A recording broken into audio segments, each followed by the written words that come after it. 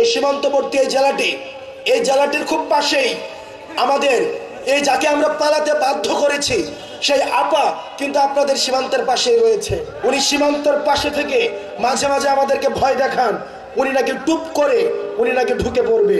আমাদের বিগত যে 3টা নির্বাচন ছিল, এই 3টা নির্বাচনে কেউ ভোট দিতে পারে নাই। কেউ ভোট দিতে পারে নাই বললে ভুল হবে। ভোট যারা দিয়েছে তারা আবার 30-40টা করে দিয়েছে, আবার যারা দিতে পারে নাই তারা একটাও দিতে পারে নাই। এবং দিনের ভোট এই রাতে করার রূপকার হিসাবে, এই যে মিডনাইট ইলেকশনের রূপকার হিসাবে খুনি শেখ হাসিনা ইতিহাসে সবসময় তার নাম লিপিবদ্ধ থাকবে। আমরা দেখেছি 18 নির্বাচন, 24-এর দামি নির্বাচন, আমাদের গণতন্ত্রকে কিভাবে টুটি চেপে হত্যা করেছে এই খুনি শেখ হাসিনা। আমরা দেখছি এই তরুণ প্রজন্মের মধ্যে এক ধরনের রাজনৈতিক আকাঙ্ক্ষা তৈরি হচ্ছে। আমরা দেখেছি আমাদের প্রবীণ যে নেতৃত্ব রয়েছে, এই প্রবীণ নেতৃত্ব আমাদের তরুণ প্রজন্মের ভাষা বুঝতে তারা ব্যর্থ হয়েছে, আমাদের তরুণদের মনস্তত্ত্ব বুঝতে তারা ব্যর্থ হয়েছে, আমাদের তরুণদের কথা তারা বুঝতে ব্যর্থ হয়েছে। আমাদের তরুণদের চিন্তা এবং চেতনার সাথে, আমাদের মনস্তত্ত্বের সাথে তাদের যুজনের দূরত্ব রয়েছে। প্রবীণরা যেখানে চিন্তা করে মোবাইল চালানোই হচ্ছে ধ্বংসের কারিগর, আমরা দেখেছি এই সোশ্যাল মিডিয়ার মাধ্যমেই আমাদের এই যে গণ অভ্যুত্থানের সেটার সূতিকাগার তৈরি হয়েছিল।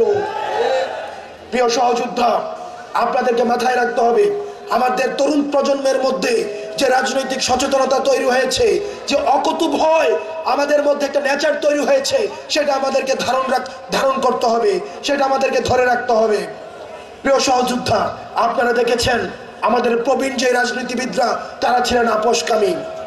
আমরা দেখেছি, আমাদের কাছে খবর আছে কারা কারা গত 3টা নির্বাচনে খুনি শেখ হাসিনার সাথে আপোষ করেছে, কারা কারা খুনি শেখ হাসিনার আওয়ামী লীগের সাথে ব্যবসায়িক সম্পর্ক ছিল, কাদের কাদের আওয়ামী লীগের সাথে আত্মীয়তার সম্পর্ক ছিল, এই জিনিসগুলো কিন্তু আমাদের জানা রয়েছে।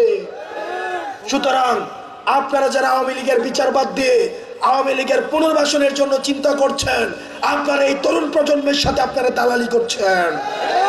প্রিয় সহযোদ্ধা, আপনারা দেখছেন আমাদের ক্রিয়াশীল যে রাজনৈতিক দলগুলো তারা খুনি ফ্যাসিস্ট শেখ হাসিনার বিচার নিয়ে তাদের মধ্যে আমরা কোনো কথা দেখি না।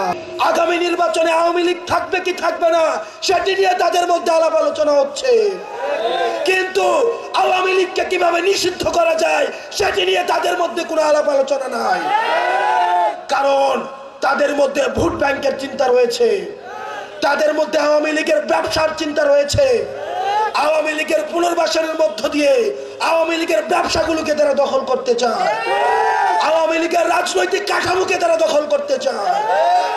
আমরা তরুণ প্রজন্ম স্পষ্টভাবে বলতে চাই, আমরা যতদিন পর্যন্ত রাজপথে আছি আমাদেরকে হাসিনা কিনতে পারে নাই, আমাদেরকে আওয়ামী লীগ কিনতে পারে নাই। আমরা ত্যাক্ত কণ্ঠে বলতে চাই, এই তরুণ প্রজন্মের সাথে আপনারা যারা বেঈমানি করবেন, আপনারা আমাদের আসনের লোক দেখাবেন, আপনারা বলবেন আমরা মুখ আসন ছেড়ে দিব, পার্লামেন্টে একটা সিট দিয়ে আপনারা আমাদেরকে কিনতে পারবেন না। আমাদের এই যে জন আকাঙ্ক্ষা তৈরি হয়েছে সেটির প্রতিফলন আপনাদেরকে ঘটাতে হবে। এই তরুণ প্রজন্মের ভাষা বুঝুন। আন্দোলন হয়েছে, সফল হয়েছে, তোমরা আবার ঘরে ফিরে যাও, ক্ষমতা এবার আমরা একাই নিব। আমরা বলতে চাই, দয়া করে ক্ষমতামুখী হইয়েন না। ক্ষমতামুখী যারা হয়েছে তাদেরকে দেশ ছেড়ে পালাতে হয়েছে। ক্ষমতামুখী না হয়ে আপনারা জনতামুখী হন। আপনারা যতক্ষণ পর্যন্ত জনতামুখী হবেন তরুণ প্রজন্ম আপনাদেরকে সঙ্গ দিবে। আমরা দেখি যে বিচার ব্যবস্থা কাজ করে নাই, আমরা দেখি পুলিশ কাজ করে নাই, প্রশাসন হচ্ছে এক ধরনের মাফিয়া তন্ত্র হয়েছে, প্রশাসনের মধ্যে মাফিয়া তন্ত্র ছিল, বিচার ব্যবস্থা গণভবন থেকে নিয়ন্ত্রিত হতো।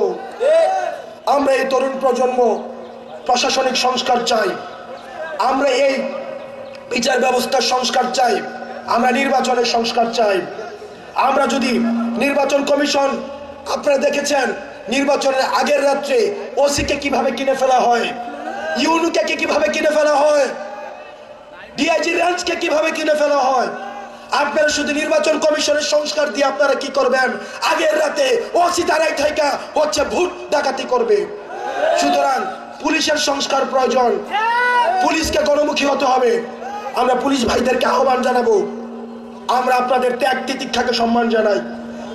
সব পুলিশ হারুন না, সব পুলিশ বেঞ্জিন না। আমার ভাইদের মধ্যেও পুলিশ রয়েছে, আপনাদের মধ্যেও পুলিশ রয়েছে। আমরা আপনাদেরকে ধারণ করতে চাই।